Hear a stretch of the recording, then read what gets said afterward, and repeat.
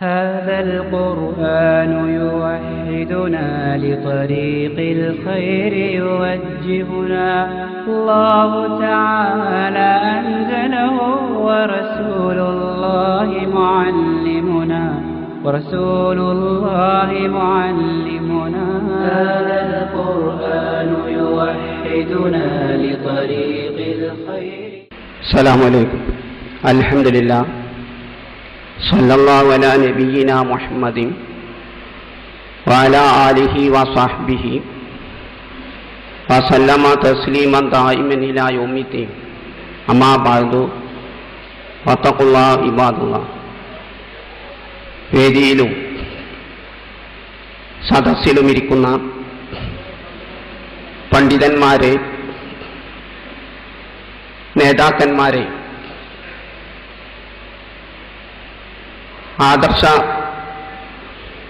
ആദർശം വെച്ചു പുലർത്തുന്ന ആത്മാർത്ഥതയുള്ള ഇസ്ലാഹി പ്രവർത്തകന്മാരെ, സഹോദരന്മാരെ, സഹോദരിമാരെ, അന്ധവിശ്വാസങ്ങൾ, അനാചാരങ്ങൾ, അധാർമികത മുതലായവയിൽ നിന്നും പരിപൂർണമായി സംരക്ഷിക്കപ്പെട്ട മതമാണ് ഇസ്ലാം. മനുഷ്യരെ ഇവയിൽ നിന്നെല്ലാം മോചിപ്പിക്കുക എന്നതാണ് വിശുദ്ധ ഖുർആന്റെ ഒരു പ്രധാന അവതരണ ഉദ്ദേശം. എന്നാൽ മറ്റുള്ള മതങ്ങളിൽ ദർശിക്കപ്പെടുന്നത് പോലെ അന്ധവിശ്വാസങ്ങളും അനാചാരങ്ങളും മുസ്ലിങ്ങളിലും ഒട്ടും കുറവില്ലാതെ ദർശിക്കപ്പെടുന്നു. ഇതിൻ്റെ കാരണം പ്രധാനമായും രണ്ടാണ്. ഒന്ന്, പ്രമാണങ്ങൾ മനസ്സിലാക്കുന്നതിൽ മുസ്ലിങ്ങൾക്ക് സംഭവിച്ചു പോയ പിഴവുകളും അറിവില്ലായ്മയും. രണ്ട്, പ്രമാണങ്ങളെ സമീപിക്കുന്നതിൽ സംഭവിച്ചു പോയ പിഴവും അറിവില്ലായ്മയും മുൻഗണനാക്രമം തെറ്റിക്കലും.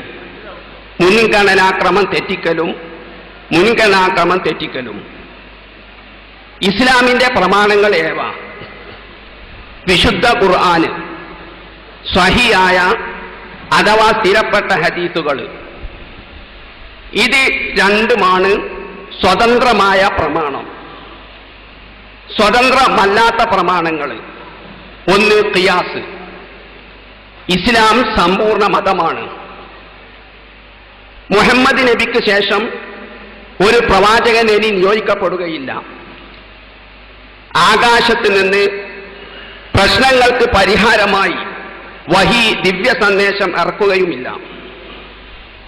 അതിനാൽ ആധുനിക പ്രശ്നങ്ങൾക്ക് വിശുദ്ധ ഖുർആനും സ്ഥിരപ്പെട്ട ഹദീസും തന്നെ വിധികൾ കണ്ടെത്തണം. ഉദാഹരണത്തിന്, പുകവലിക്കൽ അത് അനുവദനീയമാണോ നിഷിദ്ധമാണോ? കണ്ണ് ദാനം ചെയ്യൽ അനുവദനീയമാണോ നിഷിദ്ധമാണോ?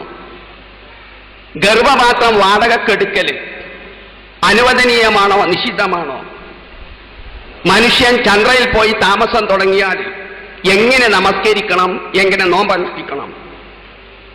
ഇത്തരം പ്രശ്നങ്ങൾക്ക് വിശുദ്ധ ഖുർആനും സ്ഥിരപ്പെട്ട നബിന്റെ ചര്യയെ മുന്നിൽ വെച്ച് ഗവേഷണം ചെയ്യുക, ഇജ്തിഹാദ് ചെയ്യുക. അതിനാണ് ഖിയാസ് എന്ന് പറയുന്നത്. ഇമാം ഷാഫി റഹിമഹുല്ലാഹ് പറഞ്ഞു, അൽ ഇജ്തിഹാദു വൽ ഖിയാസു. ഗവേഷണത്തിനാണ് ഖിയാസ് എന്ന് പറയുന്നത്. ഹുമാ ഇസ്മാനി ലിമാന വാഹിദി. രണ്ടും ഒരേ ആശയത്തിലുള്ള രണ്ട് പദങ്ങൾ മാത്രം. ഖിയാസ്, ഇജ്തിഹാദ് ഒന്ന് തന്നെ. ഇമാം ഷാഫിന്റെ റിസാല 477 പേജ്. അടുത്തത് ഇജ്മാ. അതായത് ഈ ഗവേഷണത്തിൽ മുസ്ലിം പണ്ഡിതന്മാർക്ക് ഏകാഭിപ്രായമുണ്ടായാൽ അതിന് ഇജ്മാ എന്നും പറയുന്നു. അതായത് ഇന്ന് 5 ലക്ഷം പണ്ഡിതന്മാരുണ്ട് മുസ്ലിം ലോകത്ത്. ആ 5 ലക്ഷം പണ്ഡിതന്മാരും പറഞ്ഞ് പുകവലി നിഷിദ്ധമാണ് എങ്കിൽ അതിനാണ് ഇജ്മാ എന്ന് പറയുക. അല്ലെ 5 ലക്ഷം പണ്ഡിതന്മാർ പറഞ്ഞ് കണ്ണ് ദാനം ചെയ്യൽ അനുവദനീയമാണ് എന്ന് എങ്കിൽ അതിനാണ് ഇജ്മാ എന്ന് പറയുന്നത്. പള്ളി ദർസിൽ ഏറ്റവും സ്വീകാര്യമായ ജമുൽ ജവാമി എന്ന കിതാബിൽ പറയുകയാണ്, ഇത്തിഫാഖു മുജ്തഹിദി ഉമ്മത്തി മുഹമ്മദി ബഅദ വഫാത്തിഹി ഫി അസ്രി മിനൽ ആസാരി അല അംരി മിൻ ഉമൂരി ദീനി. ഇജ്മാ എന്ന് പറഞ്ഞാൽ മുഹമ്മദ് നബിന്റെ മരണശേഷം ഏതെങ്കിലും നൂറ്റാണ്ടിൽ ആധുനിക പ്രശ്നങ്ങളിൽ മുസ്ലിം പണ്ഡിതന്മാർ മുഴുവനും ഏകോപിപ്പിച്ച് അഭിപ്രായം പറയുക, അതിനാണ് ഇജ്മാ എന്ന് പറയുന്നത്. എങ്കിലും സ്നേഹിതന്മാരെ, ഇസ്ലാമിന്റെ സ്വഭാവം ഈ 5 ലക്ഷം പണ്ഡിതന്മാരും പുകവലി ഹറാമാണെന്ന് പറയുകയാണെങ്കിൽ, കണ്ണ് ദാനം ചെയ്യൽ പുണ്യകർമ്മ പറയുകയാണെങ്കിൽ അതിനവർക്ക് രേഖ വേണം, തെളിവ് വേണം. ഖുർആനിൽ നിന്നോ സുന്നത്തിൽ നിന്നുള്ള രേഖകൾ, തെളിവിന്റെ ആവശ്യമുണ്ട്. 5 ലക്ഷം പണ്ഡിതന്മാർ ഏകോപിച്ച് പുകവലി ഹറാമാണെന്ന് പറഞ്ഞാൽ ഈ മുസ്ലിം സമുദായത്തിലെ കുട്ടിക്ക് വരെ ഈ 5 ലക്ഷം പണ്ഡിതന്മാരോട് ചോദിക്കാം അതിനുള്ള തെളിവ് എന്താണ് എന്ന്. അത് പള്ളി ദർസിന് സ്വീകാര്യമായ ജമുൽ ജവാമി എന്ന കിതാബിൽ തന്നെ പറയുന്നു, വലാ ബുദ്ദ ലഹു. ഇജ്മാ അംഗീകരിക്കണമെങ്കിൽ നിർബന്ധമാണ് മിൻ മുസ്തനദിൻ, എന്തെങ്കിലും അവലംബം, പരിശുദ്ധ ഖുർആനിന്നോ തിരുസുന്നത്തുന്നോ എന്തെങ്കിലും അവലംബം വേണം. വഹുവ സഹീഹു, അതാണ് സ്ഥിരപ്പെട്ട അഭിപ്രായം. കാരണം ഫൈനൽ ഖൗല ഫിദ്ദീനി, ഇസ്ലാം ക്രിസ്തു മതം പോലെയല്ല. അച്ഛന്മാര് മുഴുവൻ കൂടി തീരുമാനിച്ചാൽ അത് പ്രമാണമായി, തെളിവായി. എന്നാൽ ഇസ്ലാം അങ്ങനെയല്ല. മതത്തിൽ വ്യക്തിയാവട്ടെ സമൂഹമാവട്ടെ തെളിവില്ലാതെ എന്തെങ്കിലും പറയല്, ബിലാ മുസ്തനദിൻ, തെളിവില്ലാതെ പറയല് ഖതഉൻ, അത് പിഴവാണ്. ജമുൽ ജമാവി 195. ചില ഉദാഹരണത്തിലൂടെ വിശദീകരിക്കാം. അതായത് കണ്ണ് ദാനം ചെയ്യൽ, അത് ഇസ്ലാം അനുവദിച്ച സംഗതിയാണെന്ന് ഇന്ന് 10 ലക്ഷം പണ്ഡിതന്മാരുണ്ടെന്ന് സങ്കല്പിക്കുക. ആ പണ്ഡിതന്മാർ പറഞ്ഞാൽ അവരതിന് രേഖ കാണിക്കണം, സൂചനയെങ്കിലും. അപ്പോൾ അവർ സൂചന ഉദ്ധരിക്കണം. അല്ലാഹു പറഞ്ഞു, വല്ലദീ ഖലഖലകും മാ ഫിൽ അർളി ജമീഅൻ, ഭൂമിയിലുള്ളത് എല്ലാം നിങ്ങൾക്ക് വേണ്ടി സൃഷ്ടിച്ചതാണ്. എല്ലാ വസ്തുക്കളും നമുക്ക് വേണ്ടി സൃഷ്ടിച്ചതാണ്. ഒരു വസ്തു പാടില്ല എന്ന് പറയുന്ന തെളിവ് കൊണ്ടുവരണം. ഉദാഹരണത്തിന് പറയണമെങ്കിൽ സംഗീതോപകരണം പിശാച് പടച്ചതുമൊന്നുമല്ല, പടച്ചോൻ സൃഷ്ടിച്ച ഉപകരണങ്ങളാണ്. അപ്പൊ അത് ഇസ്ലാമിൽ നിഷിദ്ധമാണെന്ന് പറയുന്നവൻ തെളിവ് കൊണ്ടുവരണം. അതുപോലെ തന്നെ വിജ്ഞാന ശാഖകൾ, എല്ലാ വിജ്ഞാന ശാഖകളും മനുഷ്യന് വേണ്ടിയുള്ളതാണ്. കണ്ണ് മാറ്റിവെക്കാനും ഗർഭപാത്രം കടമെടുക്കാനൊക്കെ ഉള്ള ഒരു വിജ്ഞാന ശാഖകളാണ്. അത് തെറ്റാണ്, പാടില്ല എന്ന് പറയുന്നതിന് തെളിവ് കൊണ്ടുവരണം. അപ്പോൾ വിശുദ്ധ ഖുർആനിൽ ഞങ്ങൾ കണ്ടത് 5 ലക്ഷം പണ്ഡിതന്മാർ പറയാണ് എല്ലാം മനുഷ്യന് വേണ്ടി സൃഷ്ടിച്ചതാണെന്ന ആയത്ത് ഞങ്ങൾ കണ്ട്. ആ ആയത്തിന്റെ സൂചന പ്രകാരമാണ് ഞങ്ങൾ കണ്ണ് ദാനം ചെയ്യൽ അനുവദനീയമാണെന്ന് പറഞ്ഞത്. അല്ലെ പുകവലി ഹറാമാണെന്ന് പറഞ്ഞു 5 ലക്ഷം പണ്ഡിതന്മാർ ഏകോപിച്ച് പറഞ്ഞു, മുസ്ലിം ലോകത്തുള്ള മുഴുവൻ പണ്ഡിതന്മാരും. എങ്കിൽ വരെ ഈ സമൂഹത്തിലെ കുട്ടിക്ക് വരെ ചോദിക്കാം, എന്തിന്റെ അടിസ്ഥാനത്തിലാണ് നിങ്ങൾ അങ്ങനെ പുകവലി ഹറാമാന്ന് പറഞ്ഞത്? അപ്പോൾ അവർ പറയണം, നബി സ്വല്ലല്ലാഹു അലൈഹി വസല്ലം വകുല്ലു മുസ്കിരിൻ ഹറാമും വകുല്ലു മുഫ്തിരിൻ ഹറാമും, എല്ലാ ലഹരി ഉണ്ടാക്കുന്നത് നിഷിദ്ധമാണ്, ശരീരത്തിന് തളർച്ച ഉണ്ടാക്കുന്നത് നിഷിദ്ധമാണ്. അബൂദാവൂദ്. ഈ ഹദീസിന്റെ അടിസ്ഥാനത്തിലാണ് ഞങ്ങൾ പുകവലി ഹറാമാണെന്ന് അവർ പറയണം. അപ്പോൾ ഇജ്മാ കൊണ്ട് കിട്ടുന്ന ഗുണം എന്താണ്? ഖുർആന്റെ സുന്നത്തിന്റെ സൂചനയിലാണ്. ഏകാഭിപ്രായം ഉണ്ടെങ്കിൽ പിഴവ് പറ്റാനും തെറ്റുപറ്റാനുള്ള സാധ്യത ഇല്ലാതെയായി. ഹദീസിലാണ് ഏകാഭിപ്രായം ഉണ്ടായതെങ്കിൽ, നബിന്റെ ഹദീസിലാണ് ഏകാഭിപ്രായം ഉണ്ടായതെങ്കിൽ ആ ഹദീസ് ദുർബലമാവാനുള്ള സാധ്യതയും ഇല്ലാതായി. അപ്പോൾ ഇജ്മാ എന്ന് പറഞ്ഞാൽ ഖുർആന്റെ സൂചനയിലുള്ള, നബിന്റെ ഹദീസിന്റെ സൂചനയിലുള്ള ഇത്തിഫാക്ക്, ഏകാഭിപ്രായം, അല്ലെ നബിചര്യയുള്ള ഏകാഭിപ്രായം. അതുകൊണ്ടാണ് പ്രഗത്ഭ പണ്ഡിതനായ ഇബ്നു ഹസം, ഹാഫിദ് ഇബ്നു ഹസം ഇജ്മാഇന് നിർവചനം പറയുന്നത് സുന്നത്തിന്റെ ഐക്യരൂപം എന്നാണ്. ഇനി ഇജ്മാ ഉണ്ടായിട്ടുണ്ടോ? അതിൽ മുസ്ലിം പണ്ഡിതന്മാർക്ക് തർക്കമാണ്. ഇമാം അഹ്മദ് ഇബ്നു ഹംബൽ പറഞ്ഞു, മനിദ്ദഅൽ ഇജ്മാ ഫഖദ് കദബ. ഏതെങ്കിലും വിഷയത്തിൽ ഇജ്മാ ഉണ്ടെന്ന് പറയുന്നവൻ കളവ് പറയാണ്. കാരണം എങ്ങനെയാണ് ഈ 5 ലക്ഷം പണ്ഡിതന്മാരെ ഏകോപിക്കുക? ഇനി പണ്ഡിതനാണെന്ന് ആരാണ് തീരുമാനിക്കുക? എന്നെ ഒരു കാലത്ത് പണ്ഡിതനാണെന്ന് പറഞ്ഞവര് ഇന്നെന്നെ പണ്ഡിതനാണെന്ന് അംഗീകരിക്കുന്നുണ്ടോ? അപ്പോൾ അഹ്മദ് ബിൻ ഹംബൽ പറഞ്ഞ് ഇജ്മാ ഉണ്ട് എന്ന് പറഞ്ഞാൽ വല്ലവനും പറഞ്ഞു പോയാൽ അത് കളവുമാണ്. പക്ഷെ ഉണ്ടായാലോ അത് തെളിവാണെന്ന് മാത്രം. ഇനി പ്രമാണങ്ങളുടെ സമീപന രീതി. ഇസ്ലാമിന്റെ 1-ാം പ്രമാണം വിശുദ്ധ ഖുർആൻ, 2-ാം പ്രമാണം സ്ഥിരപ്പെട്ട ഹദീസ്, 3-ാം പ്രമാണം ഇജ്മാ, 4-ാമത്തെ പ്രമാണം ഖിയാസ് അഥവാ ഇജ്തിഹാദ്. ഈ മുൻഗണനാക്രമം തെറ്റിച്ചതാണ്. അന്ധവിശ്വാസങ്ങളും അനാചാരങ്ങളും ഇസ്ലാമിൽ കടന്നുകൂടാനുള്ള പ്രധാന കാരണം. കേരളത്തിലെ യാഥാസ്ഥികന്മാരുടെ പ്രധാന സ്ഥാപനമായ പട്ടിക്കാട് ജാമിയ നൂരിയ, അവിടുത്തെ വിദ്യാർത്ഥികൾ പ്രസിദ്ധീകരിച്ച അൽ മുനീർ 5-ാം വാർഷിക പതിപ്പിൽ എഴുതുന്നു, ഖുർആനിനേക്കാളും മുൻഗണന നൽകേണ്ടത് ഇജ്മാഇനാണ്.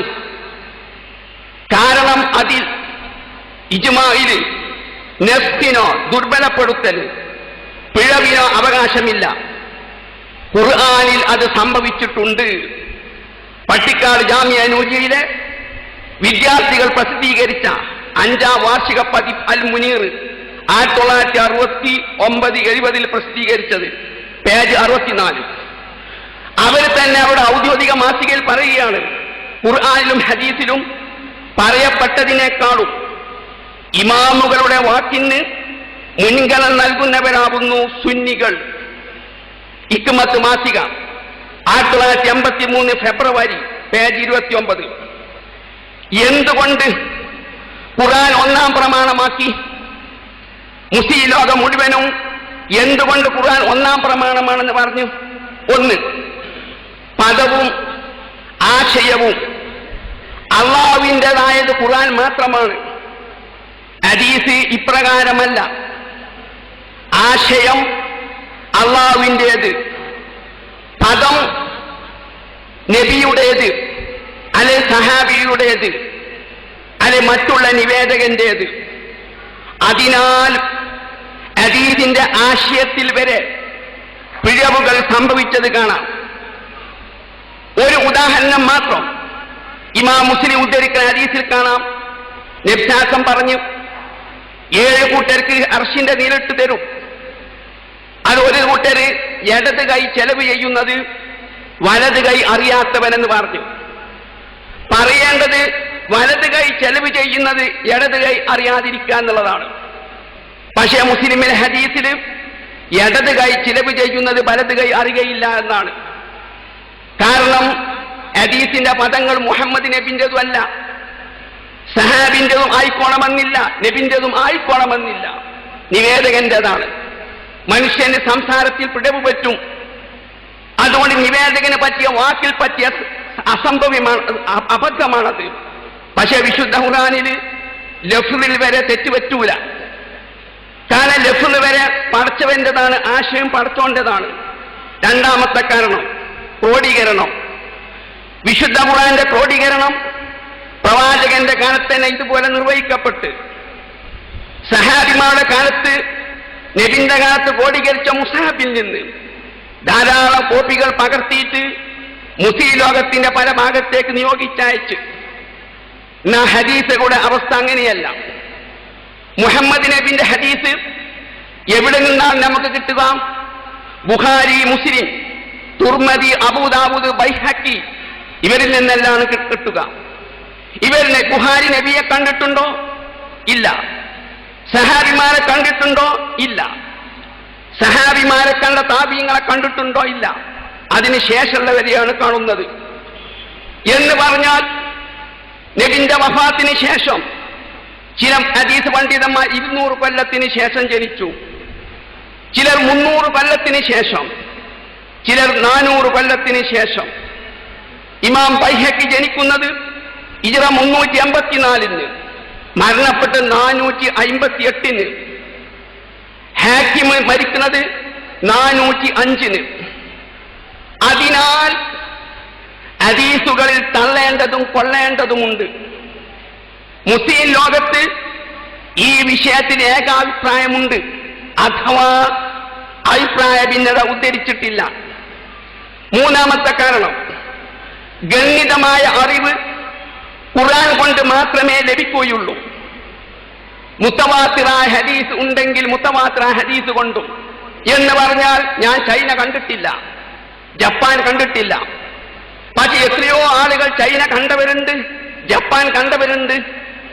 അവരുടെ റിപ്പോർട്ട് ഒരിക്കലും കളവാവാൻ സാധ്യതയല്ല. ഇതുപോലെ മുഹമ്മദിൽ എന്നൊരു സംഘ സഹാബത്ത് ഉദ്ധരിക്കാം. അങ്ങനെ മുത്തവാത്തിറ ഹദീസ് ഉണ്ടെങ്കിൽ അതുകൊണ്ടും ഗണ്യതമായ അറിവ് ലഭിക്കുകയുള്ളൂ. നേരെ മറിച്ച് ബുഖാരി മുസ്ലിം ഉദ്ധരിച്ച മുത്തഫഖുൻ അലൈഹി ഹദീസ്, ആ ഹദീസ് കൊണ്ട് തന്നെ ഇൽമുൽ യഖീൻ കിട്ടുകയില്ല. ഇൽമു കിട്ടുമെന്ന് ഇബ്നു ഹസം പറഞ്ഞു. ആ ഇബ്നു ഹസം തന്നെ ഇൽമുൽ യഖീൻ കിട്ടുമെന്ന് പറയുന്നില്ല. ഇൽമുൽ യഖീൻ കിട്ടുക വിശുദ്ധ ഖുർആനെ കൊണ്ടും മുത്തവാത്തിറ ഹദീസ് കൊണ്ടും മാത്രം. കാരണം ഒരൊറ്റ ഉദാഹരണം, സഹീഹ് ബുഖാരിയിലെ ആദ്യത്തെ ഹദീസ് നബി സല്ലല്ലാഹു അലൈഹി വസല്ലം പറഞ്ഞ് ഇന്നമൽ അഅ്മാലു ബിന്നിയാത്ത്, പ്രവർത്തനമൊക്കെ നമ്മുടെ ഉദ്ദേശം കൊണ്ടാണെന്നാണ്. ഇതാണ് സഹീഹ് ബുഖാരി ആദ്യത്തെ ഹദീസ്. ഇത് ബുഖാരി നബി ഞാൻ പറയുന്നത് കേട്ടെന്ന് പറയണോ? അല്ല. സഹാബത്ത് പറയുന്നത് ഞാൻ കേട്ടെന്ന് ബുഖാരി പറയാണോ? അല്ല. അങ്ങനെ പറഞ്ഞാൽ ഉടൻ തന്നെ മുസ്ലിം ലോകം അത് തട്ടിക്കളയും. കാരണം ബുഖാരി ജനിച്ചത് 194 മരിച്ചത് 256. അപ്പോൾ ബുഖാരി ഈ ഹദീസ് നബിയിലേക്ക് എത്തിക്കണം എങ്ങനെയാണ്? ഹദ്ദസനാ ഹുമൈദി, എന്നോട് ഹുമൈദി പറഞ്ഞു, അദ്ദേഹത്തോട് സുഫിയാൻ പറഞ്ഞു, അദ്ദേഹത്തോട് യഹ്യ ബിൻ സഈദ് പറഞ്ഞു, അദ്ദേഹത്തോട് മുഹമ്മദ് ബിൻ ഇബ്രാഹിം പറഞ്ഞു, അദ്ദേഹത്തോട് അൽഖമ പറഞ്ഞു. അൽഖമ ഉമർ റളിയല്ലാഹു മിമ്പറിൽ വന്ന് പ്രസംഗിക്കണ കേട്ട് ഉമർ റളിയല്ലാഹു നബി പറയുന്നത് കേട്ട് ഇബ്നുൽ അസ്കലാനി പറയുകയാണ്, മാ മിൻ റാവിൻ, ഒരു നിവേദകനുമില്ല, മിൻ റിജാലിൽ ഇസ്നാദി, സനദിൽ വരുന്ന നിവേദകന്മാരിൽ ഒരു നിവേദകനുമില്ല, ഇല്ല എങ്ങനെയല്ലാതെ വൽ ഖതഉ, പിഴവ് ജായിസുൻ അലൈഹി, അവന്റെ മേൽ അനുവദനീയമാണ്. നുഖ്ബത്തുൽ ഫിക്ർ എന്ന ഇബ്നുൽ അസ്കലാനിന്റെ കിതാബ്, നുഖ്ബത്തുൽ ഫിക്ർ എന്ന കിതാബ്. അവ ഈ കാരണത്താലാണ് ഗണ്യതമായ അറിവ് വിശുദ്ധ ഖുർആൻ കൊണ്ട് മാത്രമേ ലഭിക്കുകയുള്ളൂ. ഇതുകൊണ്ടാണ് മുസ്ലിം ലോകം ഒന്നാം പ്രമാണം ഖുർആനുമായി അംഗീകരിച്ചത്. നാലാം കാരണം, സംശയരഹിതമായ കിതാബ് വിശുദ്ധ ഖുർആൻ മാത്രം. അല്ലാഹു പറഞ്ഞ് ദാലിക്കൽ കിതാബു ലാ റൈബ ഫീ ഹുദൽ ലിൽ മുത്തഖീൻ, സംശയരഹിതമായ സംശയമില്ലാത്ത കിതാബ് വിശുദ്ധ ഖുർആൻ മാത്രമാണ്. അൽ ബഖറ 2, സജദ 2, യൂനുസ് 37. ഈ പ്രത്യേക വിശുദ്ധ ഖുർആൻ മാത്രമാണുള്ളതാണ്. സംശയരഹിതമായ കിതാബ് വിശുദ്ധ ഖുർആൻ മാത്രം. അഞ്ചാമത്തെ കാരണം, ഇന്നാ നഹ്നു നസ്സൽന ദിക്റ വ ഇന്നാ ലഹു ലഹാഫിദൂൻ, ഹിജ്ർ 9. ഈ വിശുദ്ധ ഖുർആനെ ഞാൻ ഇറക്കി, ഞാൻ തന്നെ അതിനെ സംരക്ഷിക്കുമെന്ന പ്രത്യേക സംരക്ഷണം. ഈ സംരക്ഷണം വിശുദ്ധ ഖുർആന് മാത്രമാണ്, ഹദീസ് ഗ്രന്ഥത്തിൽ ഒന്നിനും തന്നെ ഇല്ല. ആറാമത്തെ കാരണം, ഇന്ന ഹാദൽ ഖുർആന യഹ്ദി ലില്ലത്തി ഹി അഖ്വം, വിശുദ്ധ ഖുർആൻ മാത്രമാണ് ഏറ്റവും ചൊവ്വായതിലേക്ക് വഴിതെളിയിക്കുക. ഹദീസുകളിൽ സ്വർഗത്തിലേക്ക് വഴിതെളിയിക്കുന്നതുമുണ്ട്, ഹദീസുകളിൽ നരകത്തിലേക്ക് വഴിതെളിയിക്കുന്നതുമുണ്ട്. ഈ വിഷയത്തിൽ മുസ്ലിം ലോകത്ത് ഏകാഭിപ്രായമുണ്ട്, അതായത് ഭിന്നത ഒരിക്കലും ഉദ്ധരിച്ചിട്ടില്ല. ഏഴാമത്തെ കാരണം, ലാ യഅ്തിഹിൽ ബാത്തിലു മിൻ ബൈനി യദൈഹി വലാ മിൻ ഖൽഫിഹി, ഫുസ്സിലത്ത് 42. വിശുദ്ധ ഖുർആന്റെ മുന്നിലൂടെയും പിന്നിലൂടെയും ഒരു നിലക്കും ബാത്തിൽ അസത്യം പ്രവേശിക്കുകയില്ല. ഈ സംരക്ഷണം വിശുദ്ധ ഖുർആനിനില്ല, അല്ല വിശുദ്ധ ഖുർആന് മാത്രമാണുള്ളത്, ഹദീസ് ഗ്രന്ഥങ്ങൾക്കില്ല. ഇതിലും മുസ്ലിം ലോകത്തെ ഏകാഭിപ്രായമുണ്ട്. അതുകൊണ്ടാണ് ഹദീസുകൾ ലൈഫ് ദുർബലമാക്കി തിരിച്ച്, മൗദൂഅ് മനുഷ്യ നിർമ്മിതമാക്കി തിരിച്ച്, ഷാദ് ഒറ്റപ്പെട്ടതായിട്ട് തിരിച്ച്, മഖ്ലൂബ് ആശയത്തിൽ അട്ടിമറിഞ്ഞതായിട്ട് തിരിച്ച്, മുദ്റജ് ആശയത്തിലും പരമ്പരയിലും കടന്നുകൂടിയതായിട്ട് തിരിച്ച്. ഈ 7 കാരണത്താലാണ് മുസ്ലിം ലോകം ഒന്നാം പ്രമാണമായി വിശുദ്ധ ഖുർആനെ കണ്ടത്. ഇനി ഖുർആനാണ് ഒന്നാം പ്രമാണം എന്നതിന്റെ ഉദ്ദേശമെന്ത്? വിശുദ്ധ ഖുർആനാണ് ഒന്നാം പ്രമാണം എന്നതിന്റെ ഉദ്ദേശമെന്ത്? ഇത് ഗ്രഹിക്കുന്നതിലും മുസ്ലിം സമൂഹത്തിന് പിഴവ് സംഭവിച്ച്, ഈ പിഴവുമാണ് അന്ധവിശ്വാസങ്ങളും അനാചാരങ്ങളും കടന്നുകൂടാനുള്ള കാരണം. ഞാനത് ഒന്ന് വിശദീകരിക്കാം. ഉദ്ദേശം ഒന്ന്, അതായത് പ്രശ്നങ്ങൾ ഉണ്ടായാൽ ആദ്യമായി ഖുർആനിലേക്ക് മടക്കുക. ഖുർആനിലേക്കും ഹദീസിലേക്കും മടക്കാനല്ല, ഖുർആനിലേക്ക് മടക്കുക. ഖുർആനിൽ അത് കണ്ടിട്ടില്ലെങ്കിൽ ഹദീസിലേക്ക് മടക്കുക. അത് നബി തന്നെ നമ്മളെ പഠിപ്പിക്കുകയാണ്. ഇമാം ബുഖാരി 7086, മുസ്ലിം 433 ഉദ്ധരിച്ച ഹദീസ്. അതിന് വിശ്വാസ സമൂഹത്തോട് പറയുന്നത്, നിങ്ങൾ ആദ്യം ഖുർആൻ പഠിക്കുക, ശേഷം സുന്നത്ത് പഠിക്കുക. ഈ ഹദീസിനെ വ്യാഖ്യാനിച്ചുകൊണ്ട് ഇബ്നു അസ്കലാനി പറയാണ്, വഫീഹി ഇശാറത്തുൻ, ഈ ഹദീസിൽ സൂചന ഉണ്ട്, ഇലാ അന്നഹും, ഏതിലേക്ക്, കാനൂ സഹാബത്തായിരുന്നു, യതഅല്ലമൂന ഖുർആന, ഖുർആൻ അവർ പഠിക്കാറുണ്ട്, ഖബല യതഅല്ലമ സുനന, സുന്നത്ത് പഠിക്കുന്ന മുമ്പായിട്ട് ഖുർആനാണ് സഹാബത്ത് പഠിക്കുക. പ്രശ്നങ്ങൾ ഉണ്ടായാൽ ഖുർആനിലേക്കാണ് നോക്കുക ആദ്യം. അതിലില്ലെങ്കിലാണ് പ്രവാചകന്റെ വാക്കുകളുണ്ടോ നോക്കുക. അത് ഫത്തുൽ ബാരി വാല്യം 16 344. ഇനി നബി പ്രവാചകന്മാരെ നിയോഗിക്കുമ്പം നീ എന്തുകൊണ്ട് വിധിക്കും? ഖുർആനെ കൊണ്ട് വിധിക്കും. എടോ, തെറ്റാ നീ പറഞ്ഞത്. ഖുർആനെ കൊണ്ടും ഹദീസ് കൊണ്ട് വിധിക്കെന്ന് പറയില്ല. നബി ഇത് അംഗീകരിക്കും. ശേഷം ചോദിക്കും, ഖുർആനെ കണ്ടിട്ടില്ലെങ്കിലോ? താങ്കളുടെ ചര്യ കൊണ്ട് ഞാൻ വിധിക്കും. ശേഷം നബി ചോദിക്കും, അതിൽ കണ്ടിട്ടില്ലെങ്കിലോ? ഞാൻ ഇജ്തിഹാദ് ഗവേഷണം ചെയ്യും. സഹാബിമാരുടെ ചര്യം അങ്ങനെ തന്നെയാണ്. ഇബ്നു അസ്കലാനി പറയുകയാണ്, ഖറജ ബൈഹഖി ബിസനദിൻ സഹീഹി അൻ മൈമൂൻ ഇബ്നു മഹ്റാൻ ഖാല കാന അബൂ ബക്കർ ഇദാ വറദ അലൈഹി അംറുൻ നദറ ഫീ കിതാബില്ലാഹ് വഇൻ വജദ ഫീഹി മാ യഖ്ലി ബി ഖല. പ്രശ്നങ്ങൾ ഉണ്ടെങ്കിൽ അബൂബക്കർ ആദ്യം ഖുർആൻക്കാ നോക്കുക. ഖുർആൻക്ക് ഹദീസിക്ക് ഒരു കണ്ണ്, ഖുർആൻക്ക് ഒരു കണ്ണ്, ഹദീസിക്കല്ല. ഖുർആനിലേക്ക് നോക്കും. ഖുർആനിൽ കണ്ടാൽ അതുകൊണ്ട് വിധിക്കും. ഖുർആനിൽ കണ്ടിട്ടില്ല, വഇല്ലം യജിദ്, അദ്ദേഹം ഖുർആൻ കണ്ടിട്ടില്ലെങ്കിലോ നബിചര്യയിലേക്ക് മടങ്ങും. ഇനി അസ്കലാനി തന്നെ പറയാം, വ ഉമറു ഹുവല്ലദീ കതബ ഇലാ ശുറൈഹിൻ ഉൻദുർ മാ തബയ്യന ലക മിൻ കിതാബില്ലാഹി ഫത്തബിഹി സുന്നത്ത് ഫത്തബിഹി هذا فلم يتبين لك من كتاب الله فاتبع به سنة رسول الله وما لم يتبين به سنة فاجتهد فيه. ഉമർലാവു ശുറൈബ് പോലെയുള്ള ഇമാമിങ്ങൾക്ക് അയച്ചു. പ്രശ്നങ്ങൾ ഉണ്ടായാൽ ഖുർആനെ കൊണ്ട് വിധിക്കണം. ഖുർആന് പ്രശ്നപരിഹാരം കണ്ടിട്ടില്ലെങ്കിൽ ഹദീസിലേക്ക് മടങ്ങണം. ഹദീസിലേക്ക് കണ്ടിട്ടില്ലെങ്കിൽ നീ ഗവേഷണം ചെയ്തോ, ഇജ്തിഹാദ് ചെയ്തോ. വഖറജ ഇബ്നു അബീ ശൈബ സനദിൻ സഈൻ അൻ ഇബ്നു മസ്ഊദ് ഹദീസ് ഉമർ. പ്രഗൽഭ ഖുർആൻ പണ്ഡിത ഇബ്നു മസ്ഊദ്, അദ്ദേഹത്തിന്റെ സ്വഭാവം പ്രശ്നം ഉണ്ടായാൽ ഖുർആനിലേക്ക് നോക്കും. ഖുർആൻ കണ്ടിട്ടില്ലെങ്കിൽ സുന്നത്ത് നോക്കും. ശേഷം ഗവേഷണം ചെയ്യും. ആദ്യകാലത്തെ മുജാഹിദ് പണ്ഡിതന്മാര് ഈ രീതിയായിരുന്നു സ്വീകരിച്ചു പോന്നിരുന്നത്. വിശദീകരിക്കുന്നില്ല. അതുകൊണ്ടാണ് ഇമാം ബുഖാരി മുസ്ലിമിൽ ഈസാ നബി അലൈഹി സ്വലാം അവസാനം ഇറങ്ങി വരുമെന്ന് ധാരാളം ഹദീസ് ഉണ്ടായിട്ടും ആദ്യകാലത്തെ പ്രഗൽഭ പണ്ഡിതന്മാരെ മുജാഹിദുകൾ അൽമനാറിൽ വരെ ആദ്യകാലത്ത് എഴുതി ഈസാ നബി മരിച്ചു എന്നും വിശ്വസിക്കാം, വരൂല എന്നും വിശ്വസിക്കാം, യാതൊരു തെറ്റുമില്ല എന്നുള്ളത്. കാരണം സൂറത്ത് മാഇദന്റെ ആയത്തിന് എതിരാവോ എന്നുള്ളത് അവർ ഭയപ്പെട്ടതാണ്. ഹദീസ് നിഷേധികളായതുകൊണ്ടല്ല. ചില ഉദാഹരണത്തിലുള്ളത് വിശദീകരിക്കാം. പ്രാർത്ഥനയും ആരാധനയും രണ്ടാണോ?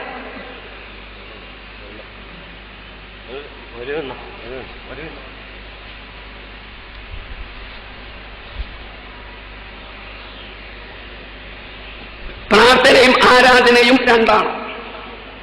നാമും സുന്നി സുഹൃത്തുക്കളും AP വിഭാഗത്തിലെ ജിന്ന് മുജാഹിദുകളും തമ്മിലുള്ള ഒരു പ്രധാന വിഷയമാണിത്.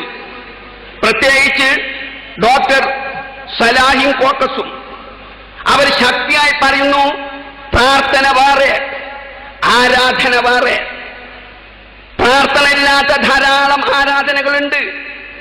ഡോക്ടറും കോക്കസും പറയുകയാണ്, അള്ളാഹുവിനെ ഭയപ്പെടൽ പ്രാർത്ഥനയാണ്, പക്ഷേ ആരാധനയാണ്, പ്രാർത്ഥനയല്ല.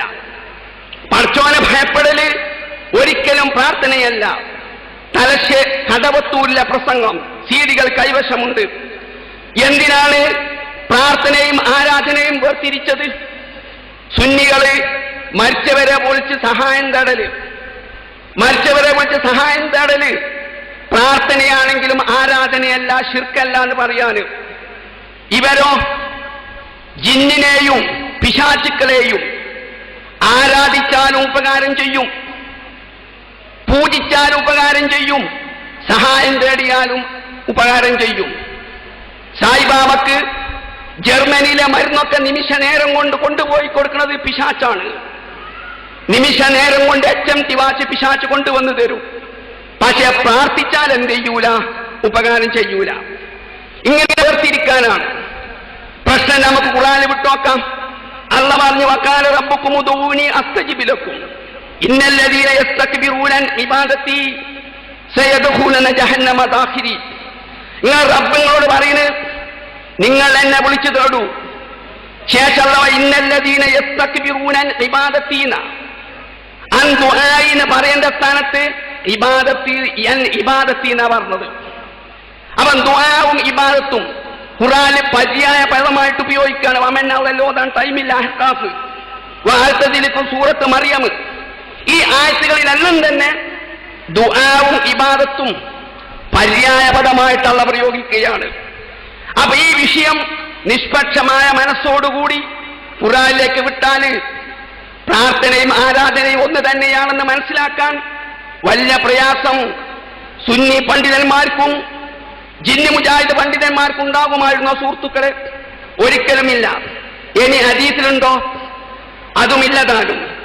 ദുർബലമായ ഹദീസിൽ പോലും പ്രാർത്ഥനയും ആരാധനയും ദുആവും ഇബാദത്തും രണ്ടാണെന്ന് പറയുന്നില്ല. പിന്നെ ഹദീസിലുള്ളതോ ഒന്നാണ് താനും. നബി പറഞ്ഞ ദുആഉ വൽ ഇബാദ, പ്രാർത്ഥനയാണ് ആരാധന. അദ്ദുആഉ മുഖുൽ ഇബാദ, പ്രാർത്ഥന പ്രവേശിച്ചാലേ ഇബാദത്തിനെയാവുള്ളൂ. ഇവര് പറയുന്നത് പ്രാർത്ഥന ഇല്ലാത്ത ധാരാളം ആരാധനകളുണ്ട് എന്ന് ജിന്നി വിഭാഗം മുജാഹിദുകൾ പ്രസംഗിക്കുകയാണ്. അപ്പൊ നോക്കൂ, പ്രശ്നം ഖുർആനിലേക്ക് വിട്ടാൽ നമുക്ക് പരിഹരിക്കാൻ പറ്റുകയില്ല. ഇതേ ഡോക്ടർ തന്നെ മണ്ണാറക്കാട് പ്രസംഗത്തിൽ സുന്നികളുമായി സംവാദം നടത്തേണ്ടി വന്നപ്പോൾ 10 സ്ഥലത്ത് പറയുന്നുണ്ട് പ്രാർത്ഥനയും ആരാധനയും ഒന്ന് തന്നെ.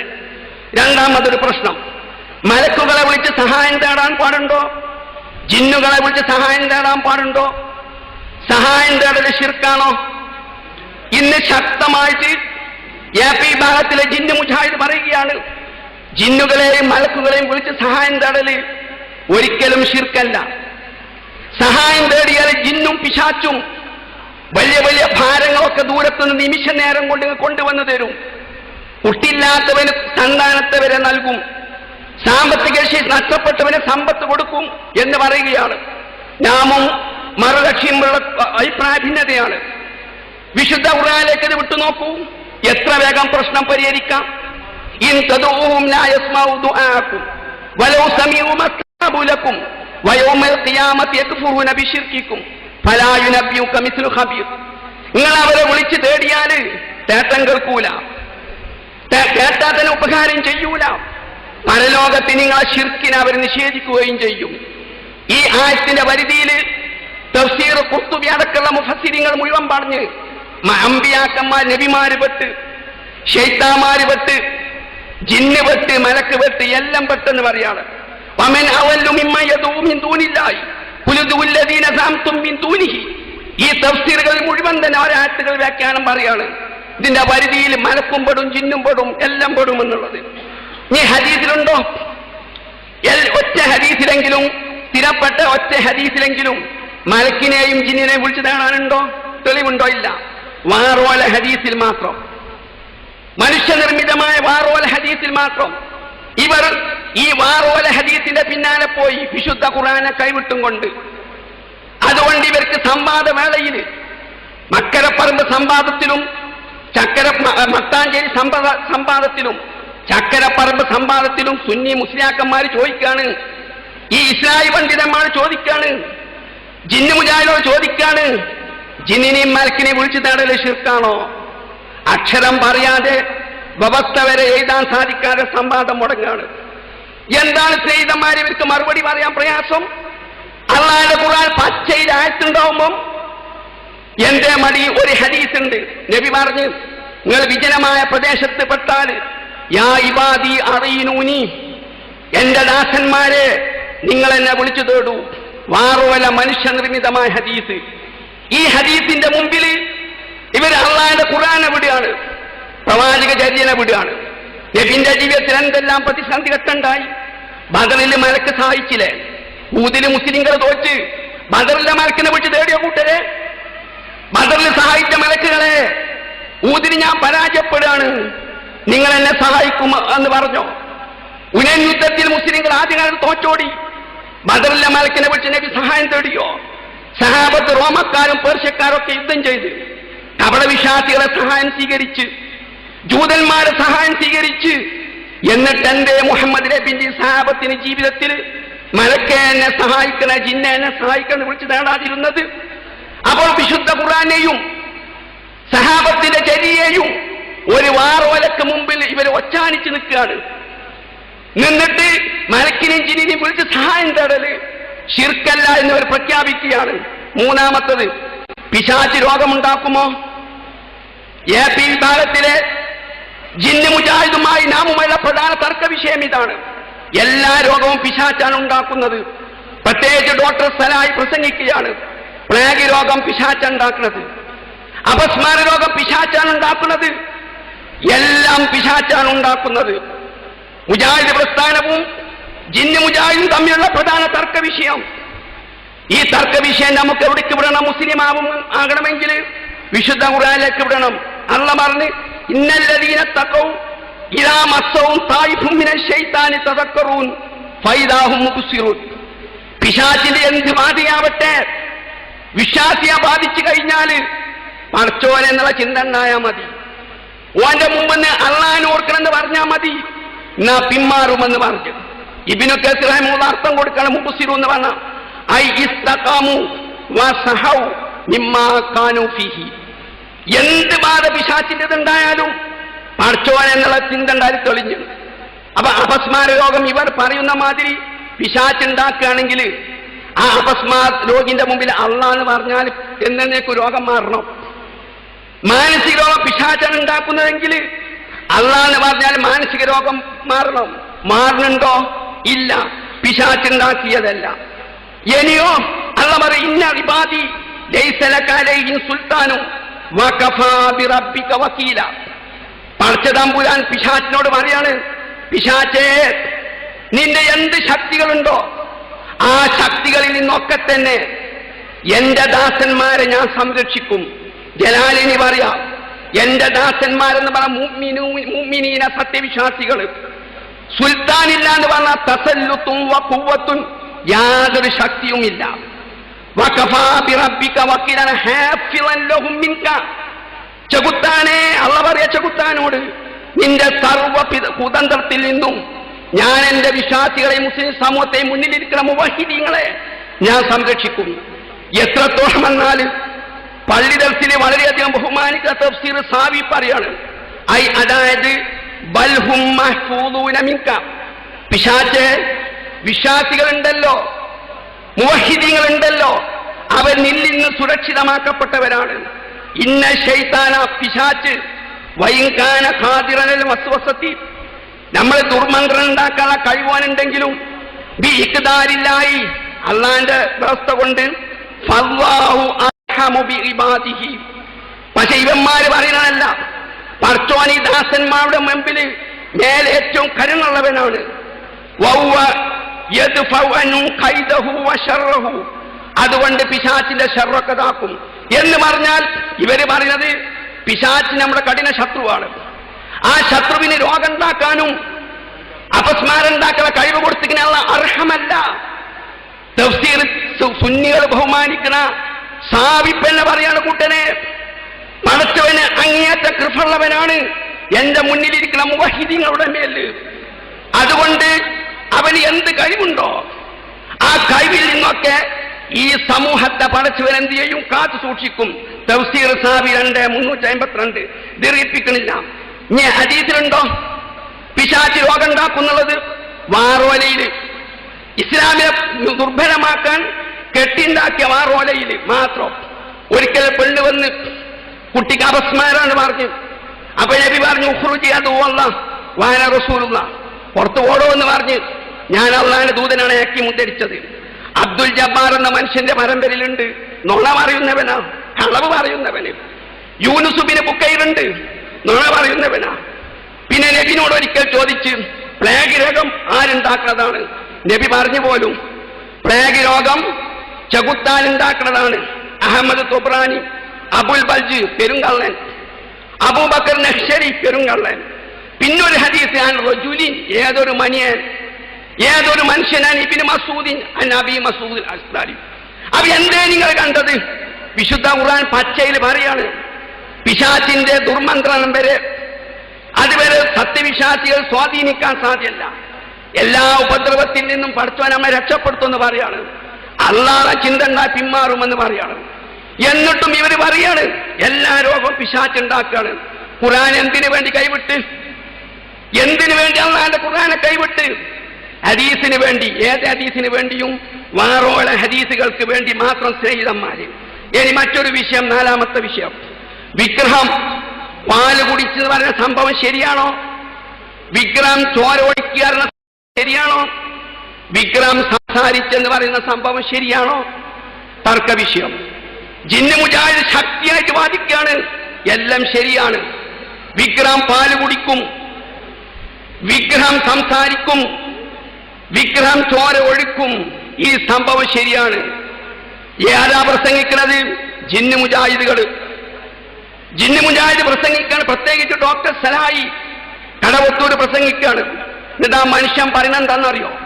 അപ്പോൾ നിങ്ങൾ ചോദിക്കും, ഇബ്രാഹിം നബി അലൈഹി സ്വലാം വിഗ്രഹത്തെ മുറിച്ച് വലിയ വിഗ്രഹത്തെ മാത്രം നിർത്തി, നിങ്ങൾ ആ വിഗ്രഹത്തോട് ചോദിച്ചോ എന്ന് പറഞ്ഞു. പിശാച് വിഗ്രഹത്തമ്മ കയറി സംസാരിച്ചില്ല. അതിന് കാരണം എന്താ? സംസാരിക്കാത്തത് കൊണ്ട്, കഴിവില്ലാത്തതുകൊണ്ടല്ല. പിശാചിനപ്പം തോന്നിയില്ല പിശാചിനപ്പം. അതിന് കാരണം മടവൂലികൾ പിശാചിനോട് ഒന്ന് ചോദിച്ചോ? കടവത്തൂരി പണ്ഡിതൻ പ്രസംഗിക്കുക. സുഹൃത്തുക്കളെ, വിശുദ്ധ ഖുർആൻ 100 സ്ഥലത്ത് പറഞ്ഞതല്ലേ? ശതക്കണക്കിന് ആയത്തിന് പറഞ്ഞില്ലേ? വിഗ്രഹത്തിൽ ഒന്നും ചെയ്യാൻ സാധ്യല്ല. ഓതാൻ ആയത്തിലെ സൂറത്ത് 5:73. എന്തെങ്കിലും തട്ടിയെടുത്താൽ വരെ, ഈച്ച തട്ടിയെടുത്താൽ വരെ അത് തിരിച്ചെടുക്കാൻ സാധ്യല്ല. വിശുദ്ധ ഖുർആന് വിഗ്രഹം സഹായിക്കൂല എന്ന് പറയുമ്പോൾ കേവലം കല്ലുകൊണ്ടുള്ള വിഗ്രഹമല്ല ഉദ്ദേശിക്കുന്നത്. അത് മുശ്രിക്കും ഉദ്ദേശിച്ചിട്ടില്ല. അതിനെ പ്രതിദാനം പിശാച് ചെകുത്താനാണെങ്കിൽ ചെകുത്താൻ, ആവഹിച്ച ചെകുത്താൻ. അതിനെ പ്രതിദാനം ചെയ്യുന്ന മഹാന് അവരൊന്നും ചെയ്യൂല. പിശാചാകട്ടെ മഹാനാവട്ടെ ഒന്നും ചെയ്യൂല എന്ന് വിശുദ്ധ ഖുർആൻ പറയാം. 5ാമത്തത്, തൗഹീദ് പറയുവാൻ വേണ്ടി ജീവകാരുണ്യ പ്രവർത്തനം നിർത്തിവെക്കണമോ? യതീം സംരക്ഷണം നിർത്തിവെക്കണമോ? വിദ്യാഭ്യാസ പ്രവർത്തനം നിർത്തിവെക്കണമോ? നാമും ജിന്ന് മുജാഹിദും തമ്മിലുള്ള പ്രധാന തർക്ക വിഷയം. 10 പണ്ഡിതന്മാർ ഇരു ഭാഗത്ത് യോജിച്ചുകൂടി 2ാമത്തെ പ്രബന്ധം 8ാമത്തെ പേജിൽ തന്നെ വാർത്ത തൗഹീദ് പ്രബോധനം ചെയ്യാൻ വേണ്ടി കുറച്ചു കാലത്തേക്ക് യതീം കുട്ടികളെ സംരക്ഷിക്കൽ നിർത്തിവെക്കണം, സാമൂഹ്യക്ഷേമ പ്രവർത്തനം നിർത്തിവെക്കണം, ജീവകാരുണ്യ പ്രവർത്തനം നിർത്തിവെക്കണം, ഖുർആൻ ക്ലാസ് വരെ നിർത്തിവെക്കണം. മാത്രം എന്നുള്ള പദം തന്നെ പറയാം. എന്നിട്ട് തൗഹീദ് മാത്രം പ്രസംഗിച്ച് നടക്കണം. പണ്ഡിത ചർച്ചയിൽ 10 പണ്ഡിതന്മാർ അവതരിച്ച പ്രബന്ധത്തിൽ വരെ പറഞ്ഞു. നാമും അവരും തമ്മിലുള്ള പ്രധാന തർക്ക വിഷയം. വിശുദ്ധ ഖുർആനിലേക്ക് അടക്കിയാലോ? പ്രബന്ധത്തിൽ സയ്യിദന്മാര് 2ാം പ്രബന്ധം 8ാം പേജ് പറഞ്ഞതല്ലാതെ ഒരു ആയത്തിന്റെ കഷ്ണം വരെ തെളിവ് ഉദ്ധരിക്കാൻ സാധിച്ചിട്ടില്ല. നമുക്കാണെങ്കിലോ ധാരാളം തെളിവ് നമ്മൾ ഉദ്ധരിച്ച് അറായിത്തല്ലദീ യുകദ്ദിബു ബിദ്ദീൻ ഫദാലിക്കല്ലദീ യദഉൽ യതീം വലാ യഹ്ളു അലാ തആമിൽ മിസ്കീൻ. ഈ എന്നിന്റെ മുന്നിലിട്ട് മുവഹിദ് പറയാം, ഞാൻ തൗഹീദ് പ്രസംഗിക്കാൻ വേണ്ടി ഒരാഴ്ച ജീവകാരുണ്യ പ്രവർത്തനം ചെയ്യൂല, അനാഥനെ സംരക്ഷിക്കൂല, വിദ്യാഭ്യാസ പ്രവർത്തനം നടത്തൂല എന്ന് പറഞ്ഞാൽ നിങ്ങൾ തനിച്ച കാഫിറ, തനിച്ച മതനിഷേധിയാന്ന് ഖുർആൻ പറയാണ്. അപ്പൊ 5 പ്രശ്നം ഞാൻ എടുത്തു പറഞ്ഞ് ഇനി എന്റെ സമയമില്ല സ്നേഹിതന്മാർ, അതുകൊണ്ട് ഞാൻ അതിലേക്കൊന്നും പ്രവേശിക്കണില്ല. അതുകൊണ്ട് അവസാനമായി എനിക്ക് പറയാനുള്ളത്, സുഹൃത്തുക്കളെ, നമ്മുടെ പ്രമാണം അട്ടിമറിച്ച്, പ്രമാണങ്ങൾക്ക് മുൻഗണന അട്ടിമറിച്ച്, അത് കാരണത്താൽ മുജാഹിദ് പ്രസ്ഥാനം പിന്തുടർന്നു പോന്ന 308 വിഷയങ്ങളിൽ ഈ ജിന്ന് മുജാഹിദ് അട്ടിമറിച്ച്, അത് ഏതൊക്കെയാണ് എന്ന് ശരിക്ക് ആര് എവിടെ പറഞ്ഞ് എന്നൊക്കെ വിശദീകരിച്ചുകൊണ്ട് ഞാനൊരു ഗ്രന്ഥം എഴുതി പൂർത്തിയാക്കിയിട്ടുണ്ട്. ശരിക്ക് തെളിവ് ഉദ്ധരിച്ചിട്ടുണ്ട്. തെളിവ് മാത്രം ഉദ്ധരിക്കാതിരുന്നാൽ സുല്ലമി നുണ പറഞ്ഞതാന്ന് പറഞ്ഞിട്ട് സുല്ലമിന്റെ തിരഞ്ഞെടുക്കപ്പെട്ട നുണകള് നിങ്ങൾ ഗ്രന്ഥം എഴുതി പൈസ ഉണ്ടാക്കും. പൈസ ഉണ്ടാകാതിരിക്കാൻ വേണ്ടി 308 വിഷയങ്ങളിലുള്ള വ്യത്യാസങ്ങൾ, അട്ടിമറികൾ പൂർത്തിയാക്കിയിട്ടുണ്ട്. പ്രസിദ്ധീകരിച്ചിട്ടില്ല. പ്രസിദ്ധീകരിക്കാൻ സാധിച്ചു കഴിഞ്ഞാൽ നിങ്ങളത് 308 വായിച്ചിട്ട് ആദർശം മനസ്സിലാക്കിയ മുജാഹിദുമായി ജീവിക്കുക. ഇസ്ലാഹി പ്രസ്ഥാനത്തിന്റെ, മുജാഹിദ് പ്രസ്ഥാനത്തിന്റെ ഇന്നത്തെ ഏറ്റവും വലിയ ശത്രുക്കൾ സുന്നികളല്ല. സംഘടനപരമായും ആദർശപരമായും തൗഹീദ് പ്രസ്ഥാനത്തിന്റെ ഏറ്റവും കഠിന ശത്രുക്കൾ ജിന്ന് മുജാഹിദാണ്. അതുകൊണ്ട് നിങ്ങളൊരു പ്രസംഗം സംഘടിപ്പിക്കുകയാണ്. സുന്നികളെ മാത്രം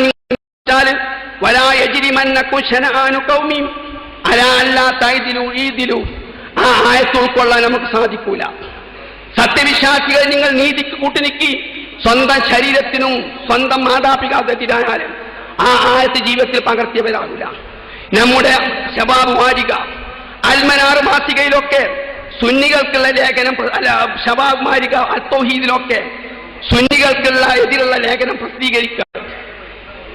AP മുജാഹിദുകൾ ജിന്ന് മുജാഹിദിനെതിരെ ലേഖനങ്ങൾ പ്രസിദ്ധീകരിക്കണില്ലെങ്കിൽ കൂട്ടരെ പടച്ചോന്മാർ നീതി പുലർത്താൻ സാധിച്ചോ? ഞാൻ ഈ സുന്നികളെ എതിർത്തും കൊണ്ട് ഞാൻ ശബാബയ്ക്ക് ലേഖനം കൊടുക്കുകയാണ്, പ്രസിദ്ധീകരിക്കുകയാണ്. ഈ ജിന്ന് മുജാഹിദിനെ എതിർത്ത് ലേഖനം വെക്കുകയാണെങ്കിൽ ഖുർആന്റെ ആദർശം ഉൾക്കൊള്ളാൻ സാധിച്ചോ? നമ്മുടെ പ്രസ്ഥാനത്തിന് സംഘടനാപരമായും ആദർശപരമായും ഈ കേസിന് സുന്നിയും വലിയ എവിടെയെങ്കിലും പ്രസംഗം. മുഹമ്മദ് നബിക്ക് 6 മാസം സിഹർ ബാധിച്ചു, നട്ടം തിരിഞ്ഞ്.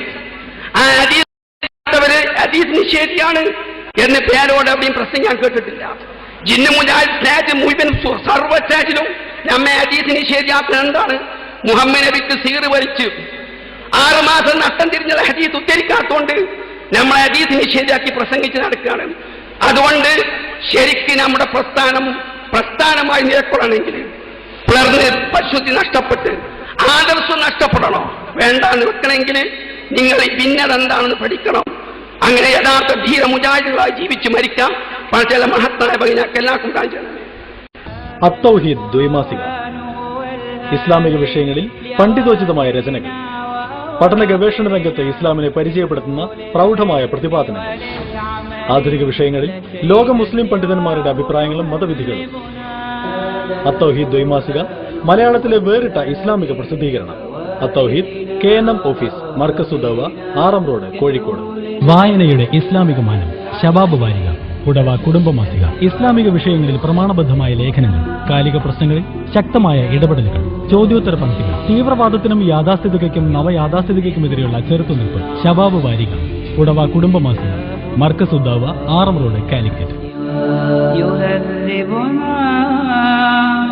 القرآن يوحدنا لطريق